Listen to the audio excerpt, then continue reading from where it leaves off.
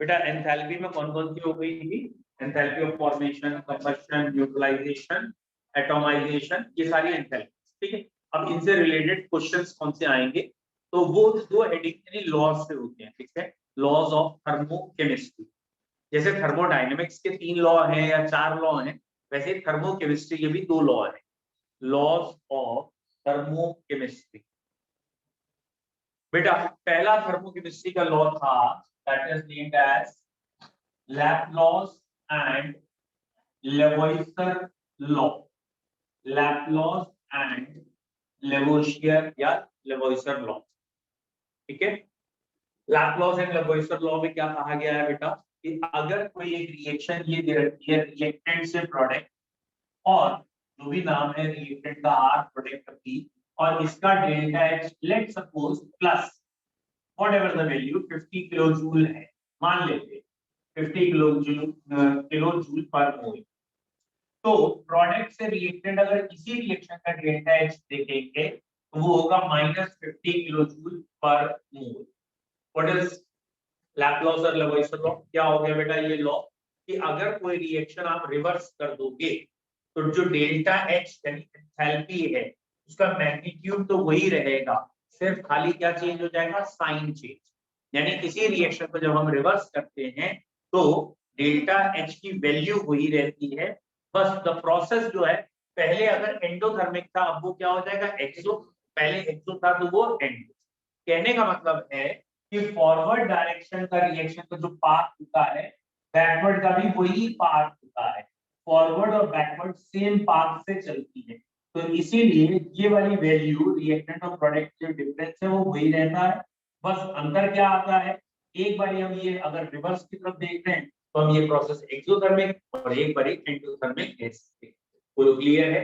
तो हेडिंग लिखेंगे आप लैप्लॉस लेवोइसर लॉ में, if a reaction is reverse, अगर कोई रिएक्शन रिवर्स कर दी जाएगी, if a reaction is reverse then the magnitude of delta H, then the magnitude of enthalpy of reaction, then the magnitude of enthalpy of reaction, then the magnitude of enthalpy of reaction remains same.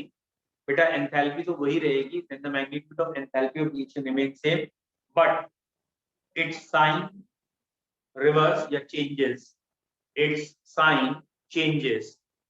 Magnitude वही रहेगा लेकिन उसका sign बदल जाएगा, its sign changes. That is if forward direction is exothermic, अगर forward मान लो exothermic था, if forward direction is exothermic then backward direction will be endothermic.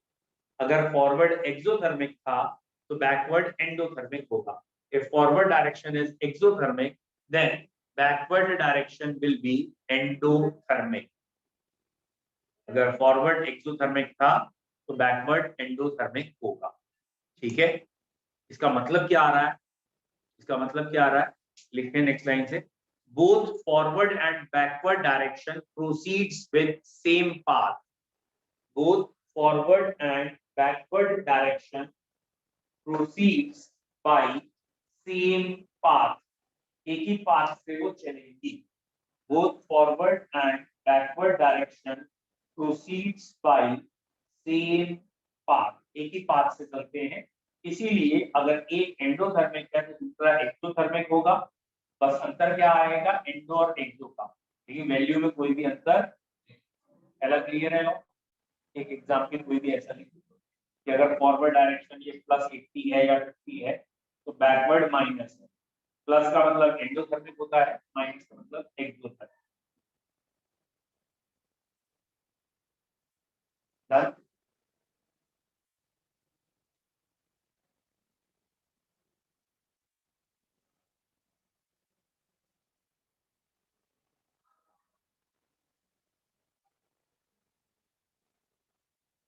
Done? अगला लॉ लिखते हैं, थोड़ा ज्यादा पूछा जाता है आपके लेवल पे, टीचर्स का ज्यादा फेवरेट है, that is Hess's law. HESS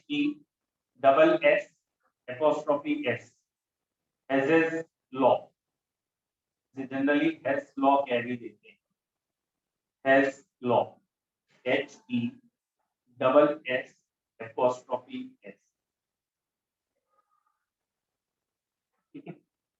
बेटा हेल्स लॉ में क्या कहा गया है कि अगर कोई रिएक्शन आप एक स्टेप में करें या कई स्टेप में करें, जो डेल्टा एच है, जो एंथैल्पी है, वो सेम आएगा, एंथैल्पी चेंज एक जैसा रहेगा।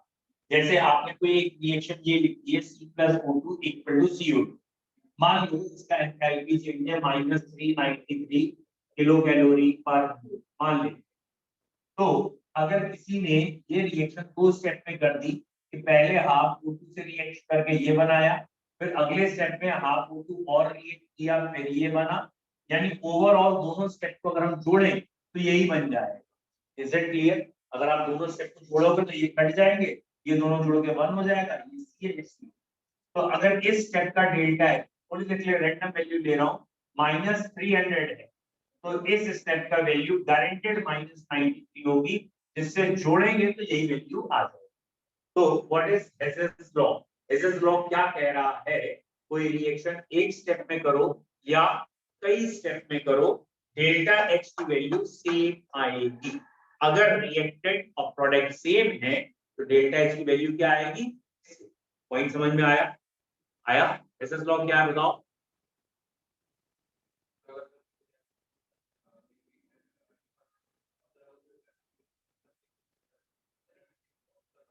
दोनों में बराबर। Is it clear? साइंटिस्ट ने जब इसे ज्यादा ध्यान से पढ़ा तो उन्होंने समझा यार तुम तो बेवकूफ बहुत बनाते हो केमिस्ट्री वालों। बोले यार ये बात तो तुम बहुत पहले कह चुके हो, क्या कि change in enthalpy state function है, पाथ इंडिपेंडेंट है। यही बात तो कही जा रही। रिएक्शन एक स्टेप में यानी इस पाथ से करें या दसियों स्टेप में या किसी और पाथ से करें तो डेल्टा एच का मैग्नीट्यूड तो क्या आएगा?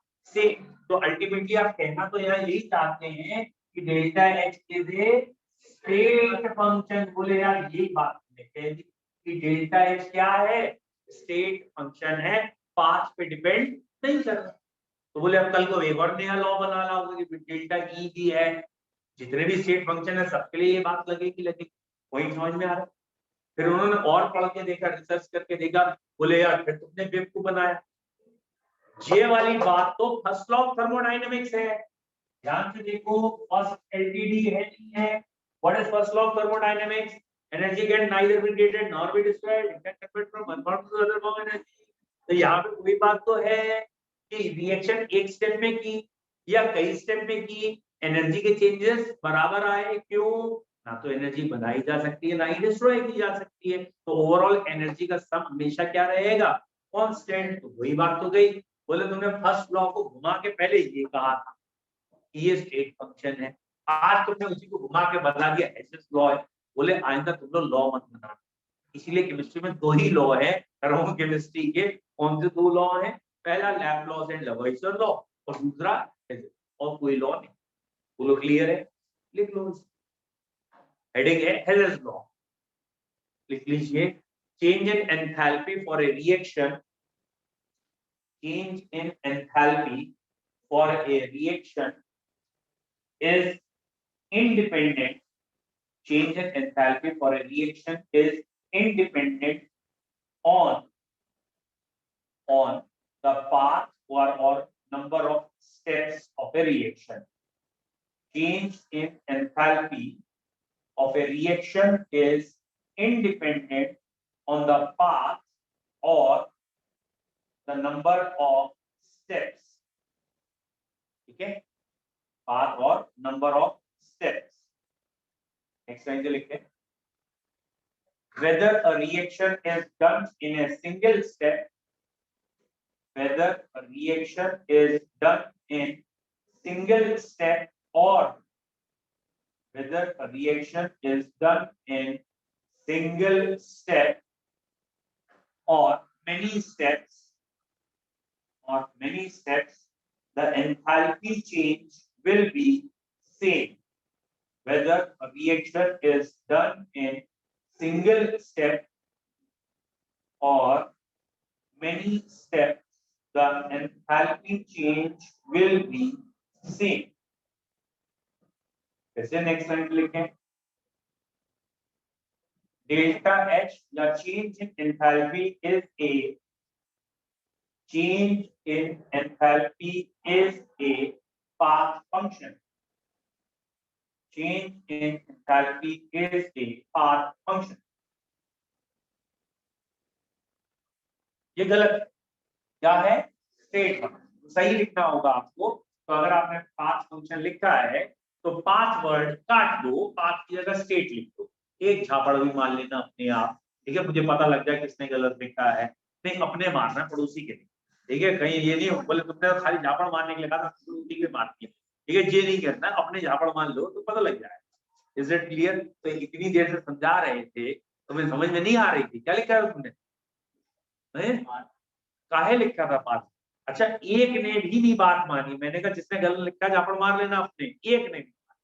और ये बच्चे इतने अच्छे, अगर मैं एक बार ही कहता कि जिसने गलत लिखा पड़ोसी कॉपी चेक करके झापड़ मार दे, अभी चट चट चट चट आवाजें आ रही, ठीक है, क्योंकि मुझे मालूम है कितनों ने सही लिखा होगा, ठीक है। तो एक ही आदमी अपोज किया कि ये क्या बोल रहे हो, बाकी तो सब बोले हाँ ठीक है, पढ़ा था, अभी तो कुछ बोला था, लिखते जाते।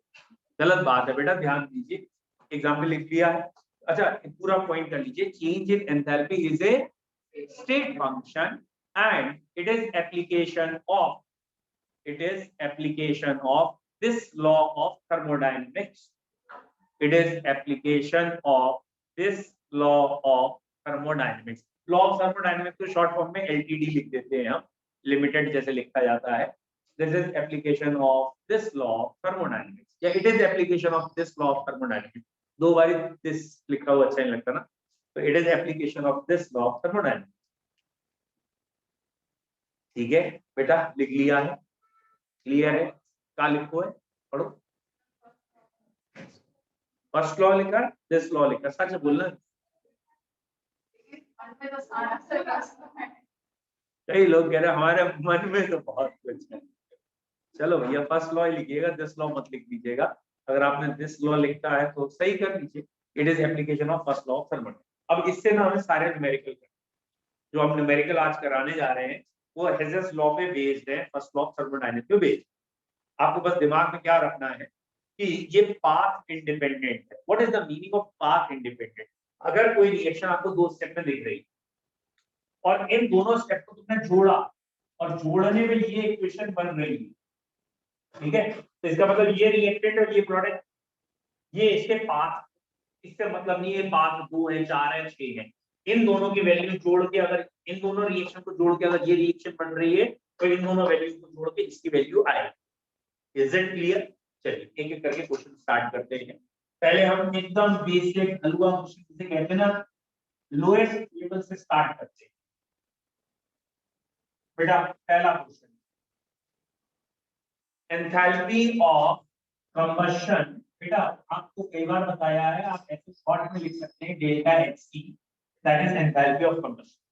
Enthalpy of combustion of methane, enthalpy of combustion of methane, carbon and hydrogen are, enthalpy of combustion of methane, carbon, hydrogen are, कोई भी वैल्यू ले ले रहे हैं यहाँ, -40 किलो कैलोरी पर मोल, माइनस, मतलब मैं रैंडम वैल्यू ले रहा हूँ कि क्वेश्चन का कंसेप्ट समझा लूं, -60 किलो कैलोरी पर मोल और -90 किलो कैलोरी पर मोल। आंसर 0 प्लस माइनस कुछ भी आ सकता है, हम आंसर की प्रैक्टिस नहीं कर रहे, हम खाली कंसेप्ट की प्रैक्टिस कर रहे हैं।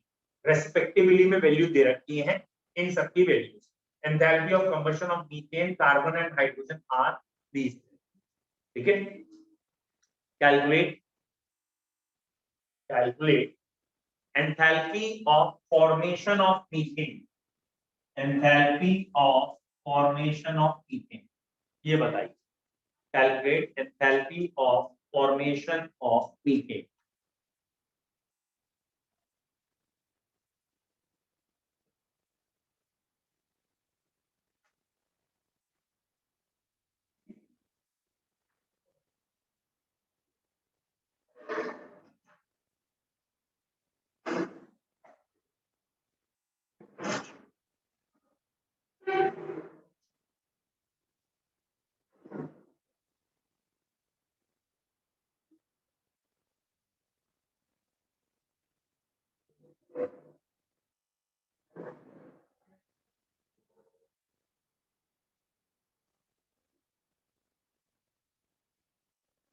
डन कर लिए। तो बेटा आपको अगर enthalpy of formation of methane पूछा है तो ये इक्वेशन आपको खुद लिखनी पड़ेगी। ये इक्वेशन आप एग्जामिनर को या आपको इसके फाइंडिंग्स करनी है तो ये वैल्यू आपको निकालनी है, इक्वेशन आपको लिखनी पड़ेगी। अब क्वेश्चन को प्रोसीड करने के दो मेथड्स हैं।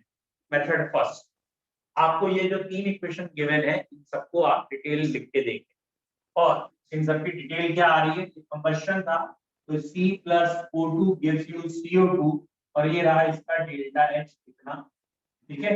ये है मीथेन का कंबशन शायद, है ना। तो CH4 plus oxygen giving you CO2 plus water, ये इसका डेल्टा H गिवन है।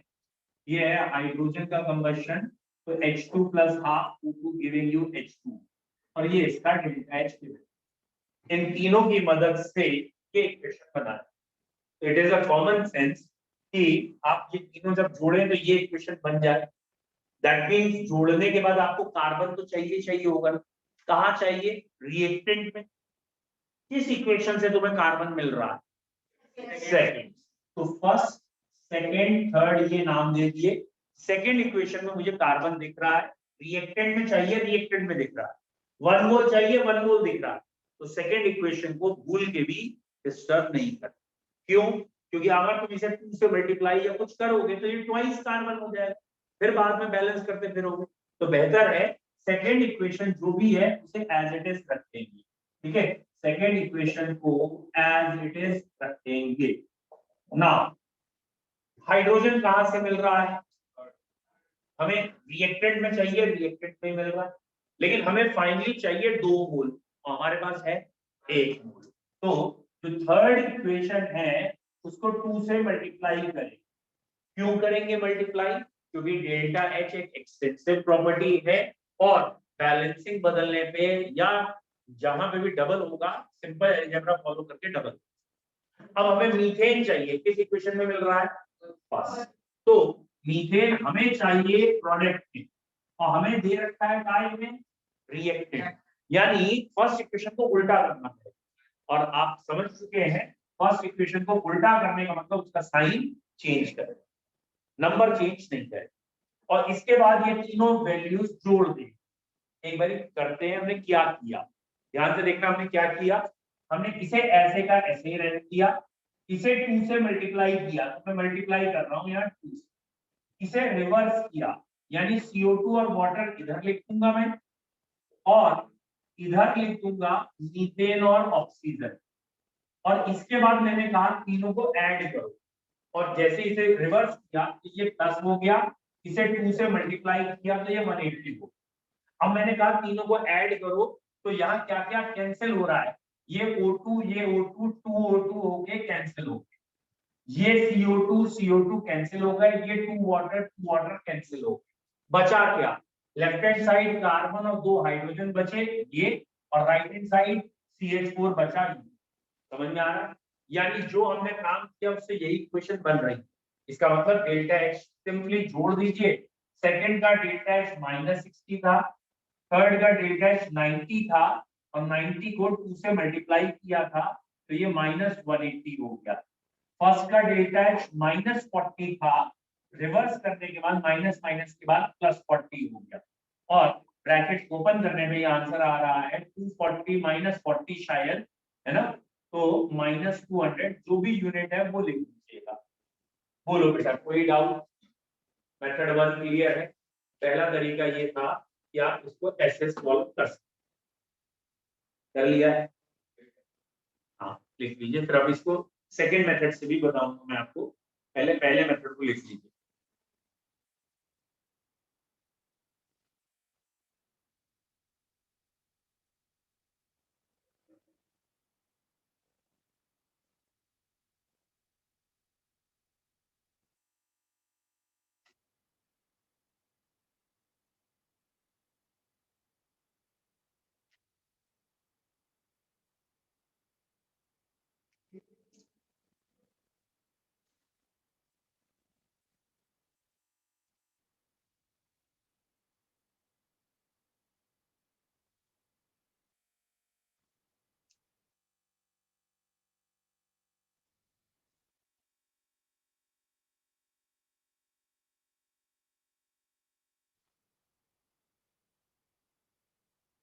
डन, बना दो।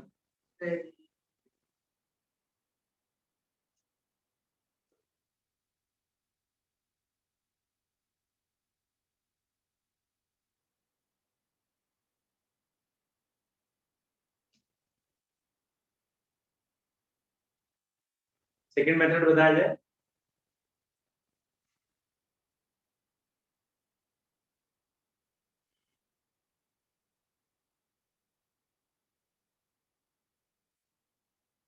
लिख लिया बेटा बच्चों, इसका सेकेंड अप्रोच देख लीजिए क्या है, जो शॉर्टकट मेथड कहलाता है। देखिए अगर किसी इक्वेशन में जैसे यहाँ है C+2H2 equal to CH4, question में ये देख लीजिएगा, इस क्वेश्चन में ये निकालना है। अब ये फॉर्मेशन की कंबशन की हमें मतलब में ये निकालना है, इस रिएक्शन का डेल्टा, ठीक है।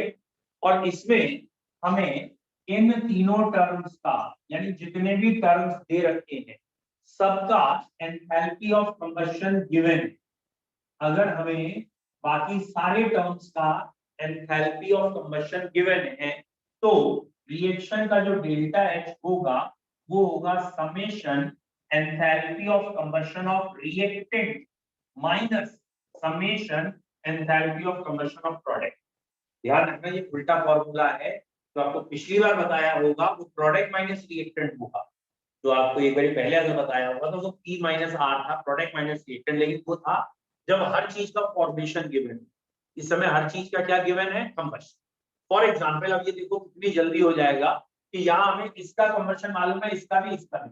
कार्बन के कंबशन की वैल्यू बोलना जरा कितनी गिवन थी, -40। यहाँ ट्वाइस हाइड्रोजन चाहिए और शायद वैल्यू 60 थी हमारी, या कितनी थी? अच्छा कार्बन की सॉरी -60 थी। हाइड्रोजन की वैल्यू कितनी थी, -90 का डबल कर लेंगे क्योंकि यहाँ 2 मोल चाहिए, -180। ये होगा रिएक्टेंट की वैल्यू, माइनस प्रोडक्ट की वैल्यू आपको गिवन थी -40। अब ये देखो आंसर एक लाइन में आ गया, -240 + 40 -200 किलो जूल पर मोल, या जो भी यूनिट थी वो लिख देंगे कैलोरी की। तो ये तुरंत सॉल्व बिना अलग अलग इक्वेशन लिख के या मैनिपुलेट किए कि किसे से मल्टीप्लाई करें, डिवाइड, कुछ नहीं सोचना, डायरेक्ट। बट इस फॉर्मूले को अप्लाई करते समय ये जरा ध्यान रखिएगा बेटा, क्या ध्यान रखना है, अगर कंबशन गिवन है सब चीजों का तो ये फॉर्मूला। बच्चे गलती क्या करते हैं पता है, वो क्वेश्चन पढ़ते हैं, क्वेश्चन में लास्ट लाइन में क्या लिखा है, कैलकुलेट एंथैल्पी ऑफ फॉर्मेशन। वो कहते हैं इसमें तो फॉर्मेशन लिखा है, तो कहते हैं फॉर्मेशन लिखा है तो प्रोडक्ट माइनस रिएक्टेंट लगाएंगे शॉर्टकट। बेटा गिवन क्या है, गिवन है हर चीज का कंबशन। अगर हर चीज का कंबशन गिवन है तो रिएक्टेंट माइनस प्रोडक्ट, और अगर हर चीज का फॉर्मेशन गिवन तो तब है प्रोडक्ट माइनस। समझ में आ गया, लिख लिया, सोल्यूशन लिख लिया, जल्दी कर दो, नोट करके शॉर्टकट करके लिख लीजिएगा कि अगर हमें सबका कंबशन गिवन है तो हम डायरेक्ट शॉर्टकट लगा सकते हैं, रिएक्टेंट माइनस प्रोडक्ट। ऑब्वियसली पहला मेथड आया एग्जाम की वजह से ही है, ठीक है। स्कूल टीचर पहले मेथड को ज्यादा प्रेफर करते हैं कि वो कहते हैं कि तीनों इक्वेशन लिख के दिखाइए, फिर सबको मल्टीप्लाई डिवाइड करके दिखाइए जो भी है, और फिर फाइनल आंसर निकालिए, ठीक है। तो वहां एलोकेटेड तरीका है ये। अच्छा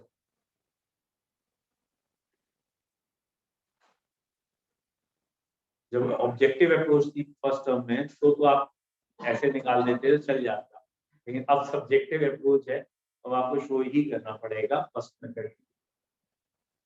डन, करेंगे अगले क्वेश्चन ऐसे ही सेम। अगला लिखें, बोलो। Enthalpy of formation of benzene, formation of benzene की मैंने आपको, enthalpy of formation of benzene, ठीक है, माइनस कोई भी वैल्यू ले लेते हैं 100 kilo joule per mole. Enthalpy of formation of benzene is इतना, enthalpy of combustion of carbon and hydrogen, carbon और हाइड्रोजन का कंबशन दे रखा है, ठीक है। लेट सपोज ये -150 किलो जूल दे रखा है और ये -200 किलो जूल पर मोल दे रखा है। वैल्यूज से हमें कोई खास मतलब नहीं है, कंसेप्ट से मतलब रखना है। अब की यहाँ पे कार्बन और हाइड्रोजन का कंबशन की वैल्यूज दे रखी है और बेंजीन के formation. Calculate calculate enthalpy of combustion of benzene, ये आपको निकालना है। Calculate enthalpy of combustion of benzene, ये निकालिए।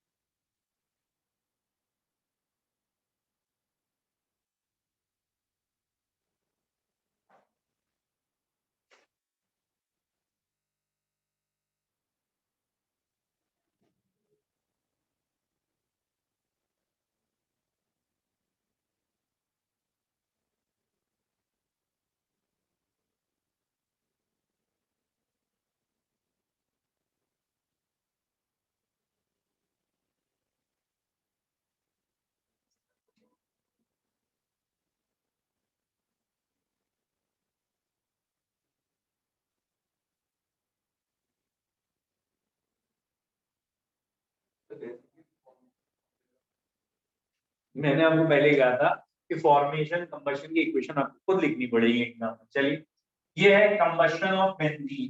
तो ये हो गया कंबशन की रिएक्शन की एक मोल जलाइए CO2 और वाटर तक, और फिर इसे बैलेंस करिए। ये 6 है तो 6, ये 6 है तो यहाँ पे भी 6 करने के लिए 3, और ये 7.5 आ रहे हैं, 3/2 लिख लीजिए, चाहे 7.5, ये इक्वेशन आप लिखेंगे कंबशन।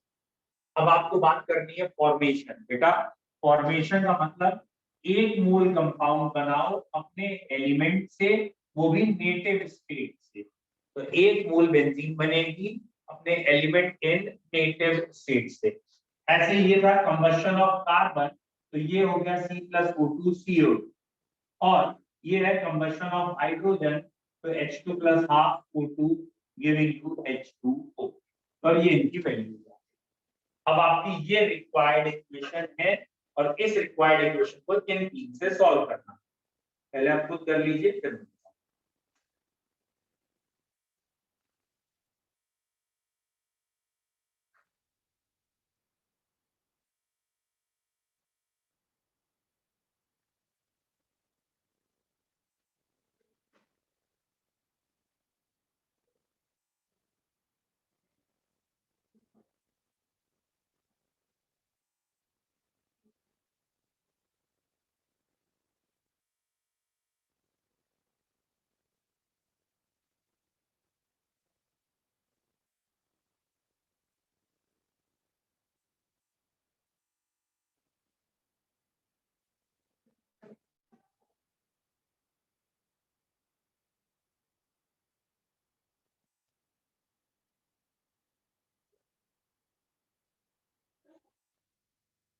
बताएं कितना आंसर आया बच्चों।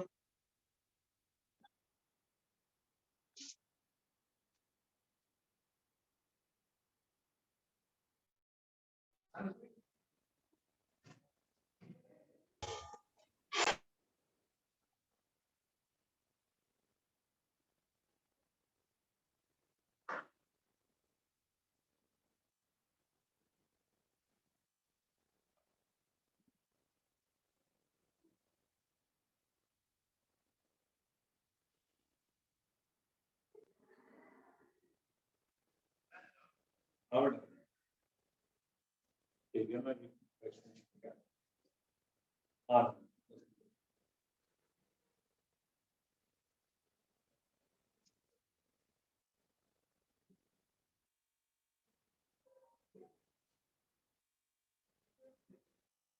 जी बोलिए। देखो बच्चों इसे दोनों मेथड से किया जाता है। पहले मैं आपको शॉर्टकट से बता दे रहा हूँ, बहुत जल्दी आपको 1 सेकंड में दिख जाए और एक पॉइंट और समझ में आए कि यहाँ में क्या गेम किया है। अब ध्यान से देखो, आपको बेंजीन का कंबशन गिवन है और बेंजीन का फॉर्मेशन गिवन है, सॉरी बेंजीन का फॉर्मेशन गिवन है। ध्यान से देख के बताना CO2 का फॉर्मेशन गिवन है, अभी भी नहीं दिखा। CO2 का फॉर्मेशन और कार्बन का कंबशन एक ही बात होती है। जब कार्बन जलता है तो CO2 ही तो बनता है, तो CO2 का एक मोल अपने एलिमेंट से तो बन रहा है। तो इसे दोनों बातें पढ़ सकते हैं इस रिएक्शन को, चाहे इसे आप कंबशन ऑफ कार्बन कह लीजिए एक मोल जला है, चाहे फॉर्मेशन ऑफ CO2 कह लो क्योंकि एक ही मोल बना है। और ऐसे ही फॉर्मेशन ऑफ वाटर या कंबशन ऑफ हाइड्रोजन एक ही बात, क्योंकि यहाँ एक मोल हाइड्रोजन चल रहा है तो एक ही कंबशन हो गया, और एक मोल वाटर अपने एलिमेंट से ही बन रहा है फॉर्मेशन। बस ये याद रखना, कंबशन ऑफ हाइड्रोजन कहा जाएगा और फॉर्मेशन ऑफ वाटर, ऐसे कंबशन ऑफ कार्बन या फॉर्मेशन ऑफ CO2। अब जरा ध्यान से देखो, इसका फॉर्मेशन गिवन है, इसका भी फॉर्मेशन गिवन है, इसका भी फॉर्मेशन गिवन है। ये एलिमेंटल स्टेट में इसका फॉर्मेशन 0 होता है, सबका फॉर्मेशन गिवन है, तो डायरेक्ट शॉर्टकट लग सकता है delta H is summation enthalpy of formation of product minus summation enthalpy of formation of reactant. तो प्रोडक्ट माइनस रिएक्टेंट यहां कर दीजिए। प्रोडक्ट की वैल्यू क्या है, कार्बन डाइऑक्साइड, ये हमने 150 लिया है, इंटू 6 करना पड़ेगा, फिर 900 हो जाएगा। वाटर हमने 200 लिया है, इंटू 3 करना पड़ेगा, 600 हो जाएगा। आया समझ में? इंटू 3 क्यों किया, ये 3 मोल है, इसे 6 से मल्टीप्लाई क्यों किया, 6 मोल्स है। और माइनस प्रोडक्ट, सही है, सॉरी प्रोडक्ट ही है, माइनस रिएक्टेंट बेंजीन की वैल्यू है -100। तो ध्यान रखना ये माइनस अलग है और ब्रैकेट में ये वैल्यू -100 अलग। तो नियरली 1500 तो माइनस का था, प्लस का 100 था, तो ये -1400 इज द आंसर। जो भी यूनिट थी, kilo joule per mole, whatever the unit को लिख। क्लियर है? तो यहाँ बच्चे डायरेक्ट शॉर्टकट ना लगा पाए तो एक पैराफ्रेज करके बोल देते हैं कि हमने बेंजीन का तो दे दिया आपको फॉर्मेशन, बाकी दो का कंबशन, और जब इक्वेशन लिखते हैं तो पता लगता है इन्होंने तीनों का हमें फॉर्मेशन गिवन, और जब तीनों का फॉर्मेशन गिवन तो शॉर्टकट लिख दो। अब अगर हम पूरी इक्वेशन करना चाहते हैं देन आल्सो वेरी इजी। देखिए हमें ये वैल्यू का डेल्टा एच निकालना है ना, इसका डेल्टा एच निकालना। बेंजीन किस इक्वेशन में मिल रही, फर्स्ट तुम्हें चाहिए कहां है, कहां, यानी इसे उल्टा करना पड़ेगा। तो first reaction must be reverse, इसे रिवर्स करेंगे तो ये वाली वैल्यू -100 की जगह +100 हो जाएगी। CO2 चाहिए, O2 को बाद में देखेंगे क्योंकि वो दो इक्वेशन में बाद में अपने आप एडजस्ट हो जाएगी।